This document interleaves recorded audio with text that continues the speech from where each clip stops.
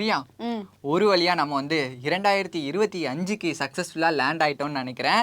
இந்த வருஷத்துடைய ஸ்டார்டிங்கே வந்து பயங்கரமாக இருக்குன்னு தான் சொல்லணும். அதாவது போன வருஷத்துடைய எண்டிங்கே வந்து பயங்கரமாக தான் முடிஞ்சிருக்கு. இந்த வருஷம் எப்படி இருக்க போகுதுன்னே தெரியல. அந்த வகையில் போன வருஷம் நடந்ததுலேயே வந்து முக்கியமாக நிறைய உயிரிழப்புகள் நடந்தது எங்கே அப்படின்னு பார்க்கும்போது வயநாடு நிலச்சரிவில் நம்ம நிறைய உயிரிழப்புகளை பார்த்தோம். அதுக்கப்புறமா ஸ்டார்டிங்கில் எப்படி வயநாடு நிலச்சரிவில் உயிரிழப்புகளை பார்த்தோமோ, எண்டிங்கில் வந்து தென்கொரியாவில் நடந்த பயங்கரமான ஒரு விமான விபத்து வந்து எல்லாராலையுமே பயங்கரமா பேசப்பட்டுச்சு.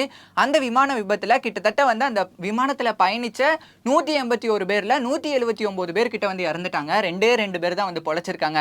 ஸோ அவங்களாம் வந்து ஒரு மிகப்பெரிய அதிர்ஷ்டம் செஞ்சவங்கன்னு தான் சொல்லணும். எப்படி பொழைச்சாங்கன்னே தெரியல. அந்த விமான விபத்து எப்படி நடந்திருக்கும், அது மட்டும் இல்லாமல் இப்போ சமீபத்தில் நிறைய விமான விபத்துக்களை வந்து நம்ம பார்த்துட்டு இருக்கோம். இந்த தென்கொரியா விமான விபத்துக்கு முன்னாடியே இன்னொரு இடத்துலையுமே வந்து விமான விபத்து வந்து ஏற்பட்டிருந்துச்சு. ஆனால் அதில் அவ்வளோ பெரிய உயிரிழப்புகள் எதுவும் ஏற்படலை. ஆனால் தென்கொரியாவில் நடந்த இந்த உயிரிழப்பு வந்து எல்லாராலையுமே வந்து பயங்கரமா பேசப்பட்டு இருக்குல்ல. ஸோ இந்த விமான விபத்து எப்படி ஏற்பட்டுச்சு அப்படிங்கிறது நம்ம வந்து கண்டிப்பாக பார்க்கணும்னு தான் சொல்லணும்.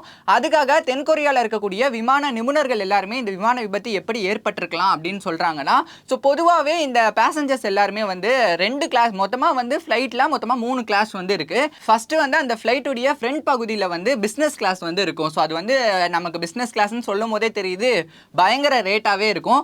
அதே மாதிரி அதோடைய பின் பகுதியில் வந்து எக்கனாமிக் கிளாஸ் வந்து இருக்கும். ஸோ அது வந்து நம்மளுடைய எக்கனாமிக்கு தகுந்த மாதிரி ரொம்பவே கம்மியான ஒரு ரேட் வந்து இருக்கும். ஆனாலுமே பொதுவாகவே இந்த விமானத்தில் வந்து பிஸ்னஸ் கிளாஸ் தான் எல்லாருமே வந்து பயங்கரமாக விரும்புகிறாங்க அப்படிங்கிற மாதிரி சொல்லியிருக்காங்க.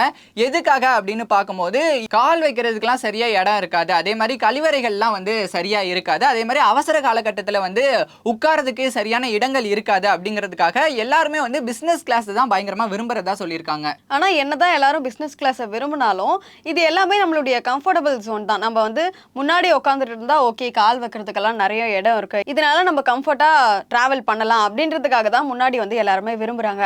பட் என்ன ரீசனுக்காக பின்னாடி வந்து நிறைய பேர் விரும்புறாங்க அப்படின்னு பார்த்தோம்னா, இதுல பாதுகாப்பு அம்சங்கள் நிறையவே இருக்கு. முன்னாடி உட்காந்துட்டு இருக்கவங்க, அதாவது அந்த ஃபிளைட்டுடைய முன்பகுதி இருக்கு இல்லையா, இந்த இடத்துல உட்காந்துட்டு இருக்கவங்க ஒரு வேளை விமானம் வந்து விபத்துக்கு உள்ளாச்சுன்னா உயிர் பிழைக்கிறதுக்கு 49% மட்டும்தான் வாய்ப்பு இருக்கு.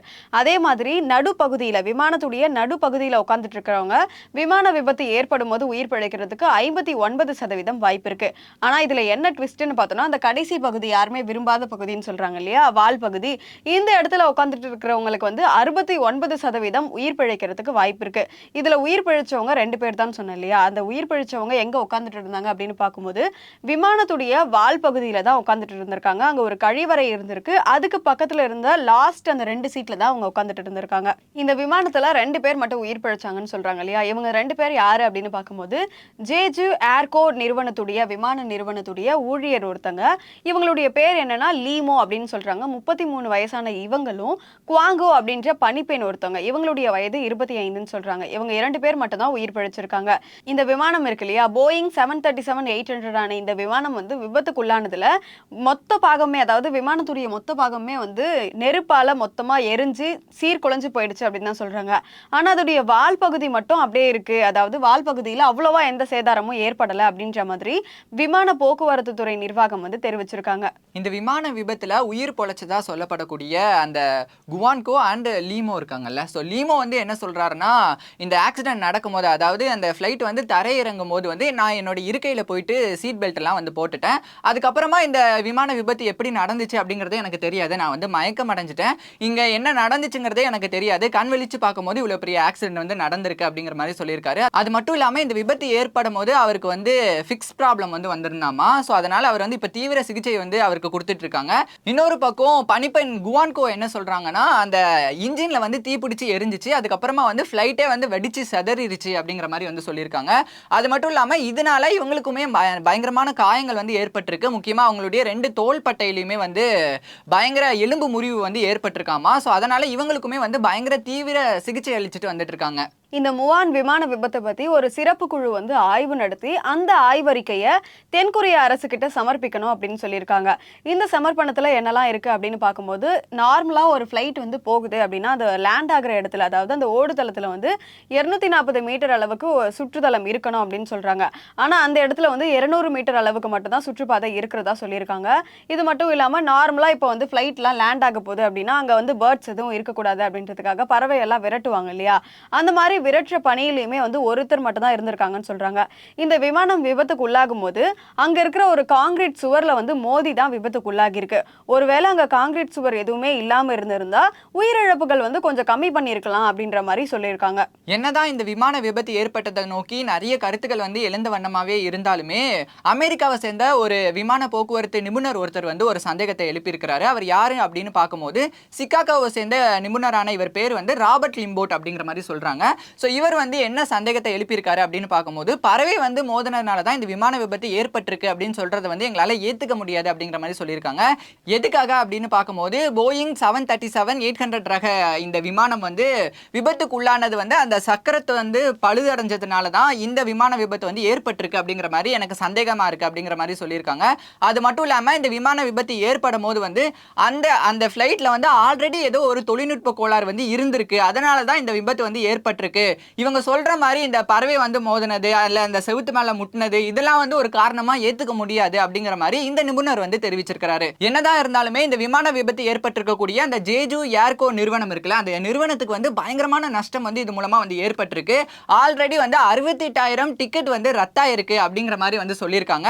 இதுல 33,000 வந்து உள்நாட்டு டிக்கெட்லாம் வந்து ரத்தாயிருக்கு அப்படிங்கிற மாதிரி சொல்லியிருக்காங்க. அது மட்டும் இல்லாம 34,000 வெளிநாட்டு டிக்கெட்லாம் வந்து ரத்தாயிருக்கு. இதனால வந்து நிறைய நஷ்டீடை வந்து நாங்க சந்திச்சிட்டு இருக்கோம். முக்கியமா பங்கு சந்தையில இது மூலமா வந்து பயங்கரமான இழப்பீடை வந்து நாங்க வந்து சரி செய்ய வேண்டியது இருக்கு அப்படிங்கிற மாதிரி அந்த நிறுவனம் வந்து அபிஷியலா அறிவிச்சிருக்காங்க. நடப்பாண்டான 2025 இருக்கு இல்லையா, இதுல வந்து இப்ப நம்ம ஏஐ பத்தி தான் நிறைய பார்த்துட்டு வந்துட்டு இருக்கோம்.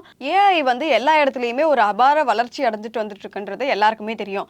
அந்த வகையில நடப்பாண்டான 2025ல வந்து ஏஐ தொழில்நுட்பத்துடைய வளர்ச்சியை இன்னும் கொஞ்சம் அதிகப்படுத்தணும் அப்படின்ற மாதிரி கூகுள் நிறுவனத்துடைய தலைவரான சுந்தர் பிச்சை வந்து தெரிவிச்சிருக்காங்க.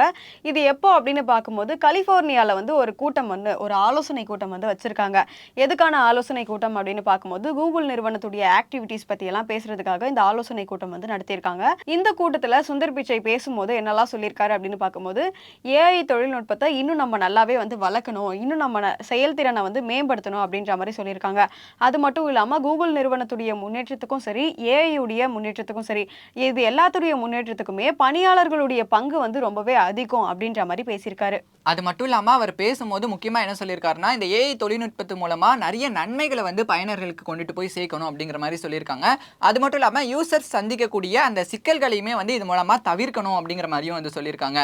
ஏஐ தொழில்நுட்பத்து மூலமாக நிறைய வகையான முன்னேற்றத்தை வந்து பொதுமக்களிடையே வந்து கொண்டுட்டு வரணும் அப்படிங்கிற மாதிரி ரொம்ப தீவிரமாகவே வந்து பேசியிருக்காங்கன்னு சொல்லலாம். கூகுள் நிறுவனம் வந்து இப்போ சமீபத்தில் தான் ஜெமினி அப்படிங்கிற ஒரு ஏஐ வந்து அறிமுகம் செஞ்சு வச்சிருந்தாங்க. இந்த ஜெமினி பயன்பாட்டையுமே வந்து மக்களிடையே வந்து துரிதமாக நம்ம வந்து அதிகரிக்கணும் அப்படிங்கிற மாதிரியும் வந்து பேசியிருக்காங்க. குறிப்பாக சொல்ல போனால் இப்போ ஜெமினி வந்து இன்ட்ரடியூஸ் ஆன பிறகு நிறைய வரவேற்பை வந்து பெற்றிருக்குன்னே சொல்லலாம். இன்னுமே ஜெமினியுடைய அந்த இன்டர்ஃபேஸ் எல்லாத்தையுமே வந்து நம்ம டெவலப் பண்ணணும் அப்படிங்கிற மாதிரி மோட்டிவேட்டடாக பேசியிருக்காரு. ஜெமினியை 500 மில்லியன் யூசர்ஸ் கொண்ட ஒரு நுகர்வோர் தளமா மாற்றணும் அப்படின்னு சொல்லிட்டு சுந்தர் பிச்சை அவங்க பேசியிருக்காங்க. இது மட்டும் இல்லாமல் முக்கியமாக அவர் என்ன சொல்லியிருக்காரு அப்படின்னு பார்த்தோன்னா, வரலாற்றில் எப்பயுமே முதல் இடத்துல இருக்கணும்னு சொல்லிட்டு அவசியம் கிடையாது. ஆனால் முதல் தரமான பொருளை வந்து நம்ம அவங்களுக்கு வழங்கணும், நுகர்வோருக்கு முதல் தரமான பொருளை வழங்கணும் அப்படின்னு சொல்லியிருக்காங்க. இது எல்லாமே இந்த வருஷம், அதாவது 2025ல் நிறைவேறும்னு நான் எதிர்பார்க்குறேன்னு சொல்லியிருக்காங்க. ஜெமினி வந்து 500 மில்லியன் யூசர்ஸ் கொண்ட ஒரு நுகர்வோர் தளமா மாற்றணும்னு சொல்லியிருந்தேன் இல்லையா, இதுதான் கூகுளுடைய லட்சிய இலக்குகள்ல ஒன்றா இருக்குன்னு சொல்லியிருக்காரு. இதுக்கெல்லாம் காரணம் என்னன்னா, இந்த முதலிடத்தை வந்து அவர் வந்து தக்க வச்சுக்கணும் அப்படிங்கிற மாதிரி நினைக்கிறதாவும், அது மட்டும் இல்லாமல் நிறைய இடைவெளியை வந்து தவிர்க்கணும் அப்படிங்கிறதுக்காகவும் ஜெமினியை வந்து ஒரு முதல் தரமான ஒரு ஏஐயா வந்து நம்ம கொண்டுட்டு வரணும் அப்படிங்கிற மாதிரி சுந்தர் பிச்சை அவர்கள் வந்து 2025 உடைய ஒரு ரெசல்யூஷனாகவே வந்து எடுத்திருக்காருன்னு நினைக்கிறேன். ஸோ இந்த மாதிரி ஒவ்வொருத்தருக்குமே ஒவ்வொரு ரெசல்யூஷன் வந்து இருக்கும்.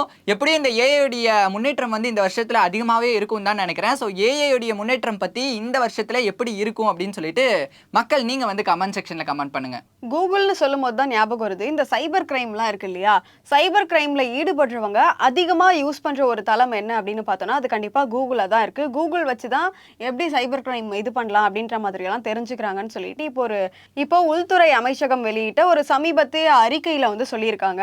அந்த அறிக்கையில வேற என்னெல்லாம் சொல்லியிருக்காங்க அப்படின்னு பார்க்கும்போது, நார்மலாவே வந்து இந்த சைபர் கிரைம்லலாம் ஈடுபடுவாங்க இல்லையா? இவங்க எந்த ஆப்ல வந்து அதிகமா ஈடுபடுறாங்க அப்படின்னு பார்க்கும்போது, ஃபர்ஸ்ட் பிளேஸ்ல வாட்ஸ்அப் இருக்கு. வாட்ஸ்அப் வந்து ஒரு தவிர்க்க முடியாத ஒரு செயலின்னு தான் சொல்லணும். ஏன்னா எல்லாருமே வந்து இப்போ வாட்ஸ்அப் யூஸ் பண்ணிட்டு இருக்கோம்.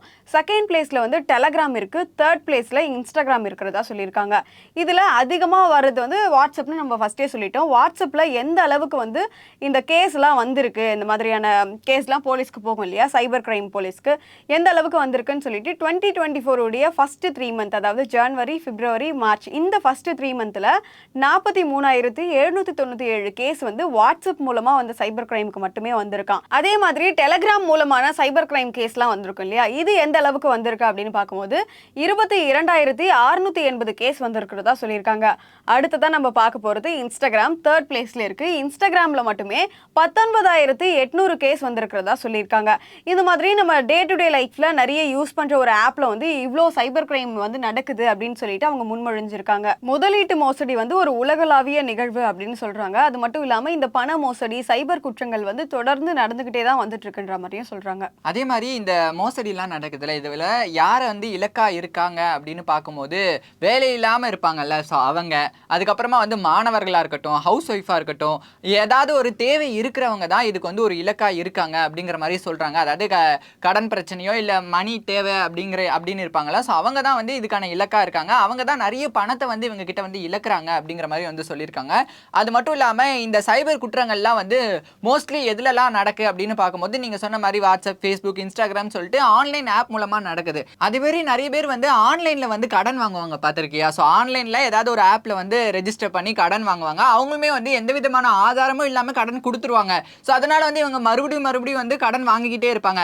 இது மூலமா என்ன ஆகுதுன்னா, அந்த ஆப்லாம் வச்சிருக்காங்கல்ல, ஸோ அந்த ஆப் வந்து இவங்களுடைய பர்சனல் டீடைல்ஸ் எல்லாத்தையுமே வந்து திருடுறாங்க அப்படிங்கிற மாதிரி சொல்றாங்க. அதே மாதிரி எனக்கு தெரிஞ்ச ஒரு அண்ணன் வீட்டில் வந்து அவங்க இந்த மாதிரி தான் வந்து ஒரு ஆன்லைன் ஆப் மூலமா கடன் வாங்கியிருந்தாங்க. அதுக்கு வந்து வட்டி வந்து இவங்களுக்கே தெரியாம கூட்டிக்கிட்டே இருந்திருக்காங்க. ஒரு ஸ்டேஜுக்கு மேலே என்ன ஆயிடுச்சுன்னா, பயங்கரமா வந்து அவங்க வட்டியை வந்து கூட்டி போட்டுட்டாங்க. ஸோ அதுக்கப்புறமா இவங்களால கட்ட முடியாது அப்படின்னு சொல்லிட்டு அப்ஜெக்ஷன் வந்து முன்வைக்கும் போது அவங்க என்ன பண்றாங்கன்னா, இவங்களுடைய ப்ராப்பர்ட்டிஸ் எல்லாத்தையுமே வந்து சீல் பண்றாங்க. அதுக்கப்புறமா இவங்களுடைய பர்சனல் டீடைல்ஸ் எல்லாத்தையுமே எடுத்து அதை வச்சு த்ரெட் பண்ண ஆரம்பிக்கிறாங்க. இந்த மாதிரி பயங்கரமா வந்து இந்த ஆன்லைன் ஸ்கேம் வந்து பயங்கரமாவே நடந்துட்டு இருக்குன்னே சொல்லலாம். அதனால மக்கள் எல்லாருமே ஆன்லைன்ல கடன் வாங்குறத வந்து தவிர்க்கணும் அப்படின்னே சொல்லலாம். இன்னொரு விஷயம் என்னன்னா, இப்ப நம்ம நிறைய பேர் வந்து கூகுள் தான் வந்து மோஸ்ட்லி வந்து யூஸ் பண்ணிட்டு இருக்கோம். கூகுள்ல எல்லாருக்குமே வந்து அந்த ஜிமெயில் அக்கௌண்ட் வந்து கண்டிப்பா இருக்குன்னே சொல்லலாம். ஸோ இந்த கூகுள்ல இருக்கக்கூடிய சைபர் டொமைன்களை வந்து சைபர் குற்றவாளிகள் வந்து திருடுறதா வந்து கூகுளே வந்து சொல்லியிருக்காங்க. ஸோ அதனால இந்த மாதிரியான குற்றங்கள்லாம் தடுத்து நிறுத்துறதுக்காக கூகுளுடைய I4Cயும் அதுக்கப்புறமா ஃபேஸ்புக்கும் ஒன்னா சேர்ந்து செயல்பட போறதா வந்து சொல்லியிருக்காங்க. முக்கியமா சொல்ல போனா இந்த மாதிரியான சைபர் குற்றங்கள்லாம் மோஸ்ட்லி நடக்கிறது வந்து ஃபேஸ்புக்ல தான். இந்த மாதிரியான சைபர் குற்றவாளிகளுக்கு நிதியுதவி கிடைக்கிறதுமே வந்து ஃபேஸ்புக்ல இருந்து தான் அப்படிங்கிற மாதிரி ஒரு தகவல் வந்து வெளியாயிருக்கு. அதாவது ஃபேஸ்புக்லலாம் இந்த நிறைய ஆட்லாம் வரும் தெரியுமா? ஸோ அந்த ஆட் மூலமா தான் வந்து இவங்களுக்குலாம் வந்து பணம் கிடைக்குது. ஸோ அதனால அந்த மாதிரியான ஆட்லாம் வந்து கண்டறிஞ்சு அதை எல்லாத்தையுமே வந்து ரிஜெக்ட் பண்ணணும் அப்படிங்கிற மாதிரி கூகுளும் ஃபேஸ்புக்கும் ஒன்னா சேர்ந்து இந்த முடிவை வந்து எடுத்திருக்கிறதா வந்து சொல்லப்படுது. அதே மாதிரி நீ சொன்ன இல்லையா I4C, இவங்க என்ன பண்றாங்க அப்படின்னு பார்க்கும்போது நிறைய பேருக்கு வந்து ட்ரைனிங் கொடுத்துட்டு வந்துட்டு இருக்காங்க. அதாவது இந்த குற்றவியல் நீதி அமைச்சகத்துக்கு கீழே இருக்கிற அங்கங்கள்லாம் இருக்காங்கல்ல, இவங்க தான் வந்து மேக்சிமம் இந்த சைபர் கிரைம்ல ஈடுபடுறவங்களெல்லாம் வந்து கண்டுபிடிக்கிறது, சைபர் கிரைம் போலீஸ்னு சொல்லிட்டு நிறைய பேருக்கு வந்து இவங்க ட்ரைனிங் கொடுத்துட்டு வந்துட்டு இருக்கிறதாவும் சொல்றாங்க. இதெல்லாம் வச்சு பார்க்கும்போது இந்த சைபர் கிரைம் எல்லாமே நம்ம டே டு டே யூஸ் பண்ற இந்த வாட்ஸ்அப் ஆப் மூலமாகவும், இன்ஸ்டாகிராம் மூலமாகவும், ஃபேஸ்புக் மூலமாகவும் தான் நிறையவே நடக்குதுன்னே சொல்லலாம். ஸோ அதனால வந்து நம்ம இந்த மாதிரியான ஆப்லாம் யூஸ் பண்ணும்போது பர்சனல் டீடைல்ஸ் வந்து கொஞ்சம் பார்த்து தான் வந்து ஷேர் பண்ணணும்னே சொல்லலாம். ஸோ எல்லாருமே கொஞ்சம் வந்து விழிப்புணர்வா இருந்துக்கோங்க. சரி, அதெல்லாம் ஒரு பக்கம் இருக்கட்டும். நாமெல்லாம் வருஷத்துக்கு எத்தனை தடவை வந்து நியூ இயர் கொண்டாடுவோம்? எத்தனை தடவையா? இப்போ நான் சொல்றேன் பாரு, தமிழ் புத்தாண்டு, தெலுங்கு புத்தாண்டு, ஆங்கில புத்தாண்டுன்னு எல்லா புத்தாண்டையும் நான் கொண்டாடுவேன்டா. இது எல்லாமே வந்து நம்ம தனித்தனியா கொண்டாடக்கூடிய புத்தாண்டுகள். ஆனா உலகம் முழுக்கவும் ஒரே நாள்ல தான் வந்து புத்தாண்டு கொண்டாடுவோம். அது இப்போ வந்து 2025 புத்தாண்டுன்னே சொல்லலாம். ஆனா சுனிதா வில்லியம்ஸ் இருக்காங்கல்ல, இப்போ வந்து சர்வதேச விண்வெளி மையத்துல விண்வெளியில இருக்காங்கல்ல, ஸோ அவங்க வந்து 16 முறை வந்து புத்தாண்டு கொண்டாட போறதா வந்து சொல்லியிருக்காங்க. 16 முறை அவங்க நியூ இயர் கொண்டாடுவாங்க, அதெல்லாம் சரிதான். ஆனா அவங்க எப்படி தெரியுமா கொண்டாடுறாங்க? பூமியிலிருந்து 400 கிலோமீட்டர் தூரத்துல இருக்கிற எக்ஸ்பெக்டேஷன் 72 குழுவில் இருக்கிறவங்க எல்லாருமே வந்து அந்த பூமியை வந்து சுத்தி வருவாங்க இல்லையா? அப்படி சுத்தி வரும்போது 16 முறை சூரிய உதயமும் சூரிய அஸ்தமனமும் ஏற்படும் அப்படின்னு சொல்றாங்க. இதனாலதான் சுனிதா வில்லியம்ஸ் வந்து 16 முறை இந்த சூரிய உதயத்தை பாக்குறதுனால 16 முறை நியூ இயர் கொண்டாடுவாங்கன்னு சொல்லிட்டு இருக்காங்க. ஆக்சுவலி சுனிதா வில்லியம்ஸும் புச் வில்மோரும் வந்து சர்வதேச விண்வெளி ஆய்வு மையத்துக்கு வந்து ஒரு ஆய்வுக்காக போயிருந்தாங்க. அதுக்கப்புறமா வந்து அவங்க போன அந்த ஸ்பேஸ் ஷிப்ல வந்து தொழில்நுட்ப கோளாறுலாம் ஏற்பட்டதுனால அவங்க பூமிக்கு திரும்ப வர முடியாம கிட்டத்தட்ட 8 மாசத்துக்கு மேலேயே வந்து விண்வெளியில தான் அவங்க சிக்கியிருக்காங்கன்னே சொல்லலாம். பிப்ரவரி மாசத்துக்குள்ள அவங்கள வந்து திரும்ப கொண்டுட்டு வந்துடலாம் அப்படின்னு சொல்லிட்டு நம்பிக்கை கொடுத்துருக்காங்க நாசா. ஸோ வெயிட் பண்ணி பார்க்கலாம் சுனிதா வில்லியம்ஸ் திரும்ப வரும்போது எப்படி அவங்களுக்கு வந்து ஒரு வரவேற்பை கொடுக்க போறாங்க அப்படின்னு சொல்லிட்டு. இந்த வீடியோ உங்களுக்கு பிடிச்சிருந்தா மறக்காம லைக் பண்ணுங்க, ஷேர் பண்ணுங்க, கமெண்ட் பண்ணுங்க. மறக்காம வி நியூஸ் 27 சேனலுக்கு சப்ஸ்கிரைப் பண்ணிட்டு பக்கத்துல இருக்க பெல் ஐகானை கிளிக் பண்ணுங்க. இதே மாதிரி இன்னொரு இன்ட்ரெஸ்டிங்கான வீடியோஸ்ல நாங்க 2 பேரும் உங்களை வந்து சந்திக்கிறோம். Until then, bye from நான் உங்க பிரியதர்ஷினி. நான் உங்க ராமச்சந்திரு.